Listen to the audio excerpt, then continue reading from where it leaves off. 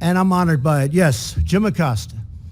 Thank you, Mr. President. I wonder if you could comment on this disconnect that we seem to have in this country, where you are presenting information about what's happening at the border, calling it an invasion, talking about women with duct tape over their mouths and so on, and yet there's a lot of reporting out there, there's a lot of crime data out there, there's a lot of Department of Homeland Security data out there that shows border crossings at a near record low.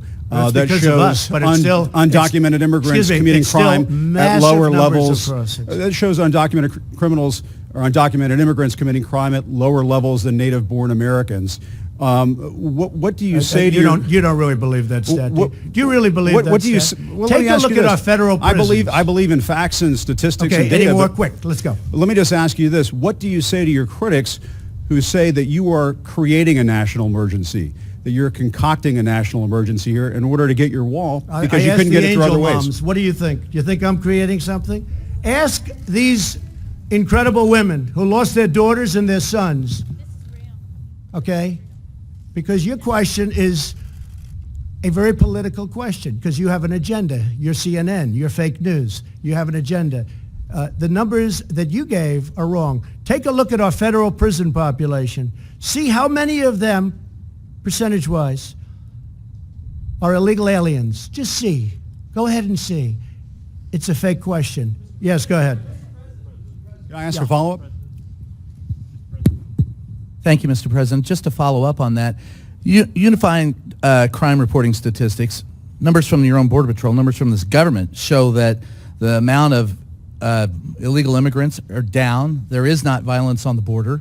And that there's most not violence on the there's border? not as much violence Oh, really? as. Let me, you had wait a minute, 26 people. Let me finish the killed. question, please. Let me finish the question. 2 weeks please. ago, 26 people were killed in a gunfight on the border. I understand what you're a saying. mile away from where I went. I was there. I understand. That's not the question. The question is. Do we forget about that? No, I'm not forgetting about it. I'm asking you to clarify where you get your numbers, because most of the DEA crime reporting statistics that we see show that drugs are coming across at the ports of entry, that illegal immigration is down, and the violence is down. Okay. So what do you base your facts on? Come on, let's go.